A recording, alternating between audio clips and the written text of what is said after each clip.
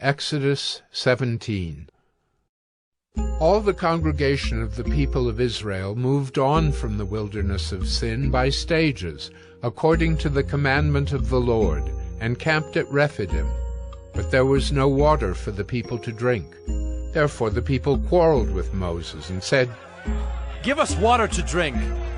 And Moses said to them, "Why do you quarrel with me? Why do you test the Lord?"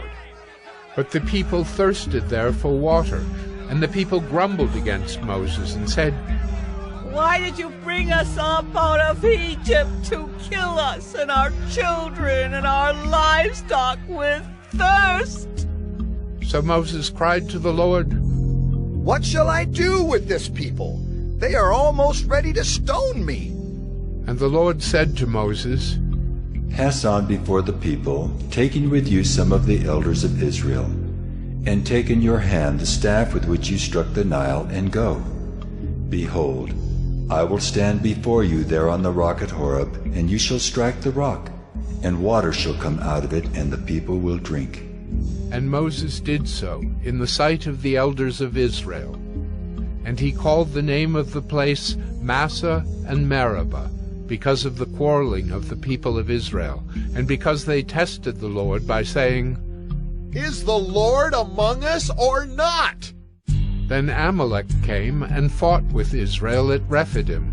So Moses said to Joshua, "Choose for us men, and go out and fight with Amalek. Tomorrow I will stand on the top of the hill with the staff of God in my hand." So Joshua did as Moses told him, and fought with Amalek, while Moses, Aaron, and Hur went up to the top of the hill. Whenever Moses held up his hand, Israel prevailed, and whenever he lowered his hand, Amalek prevailed. But Moses' hands grew weary, so they took a stone and put it under him, and he sat on it, while Aaron and Hur held up his hands, one on one side and the other on the other side.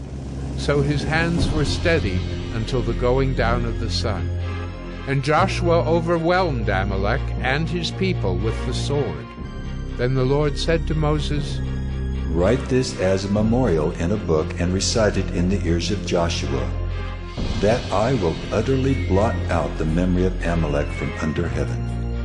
And Moses built an altar and called the name of it, "The Lord is my banner," saying, "A hand upon the throne of the Lord. The Lord will have war with Amalek from generation to generation."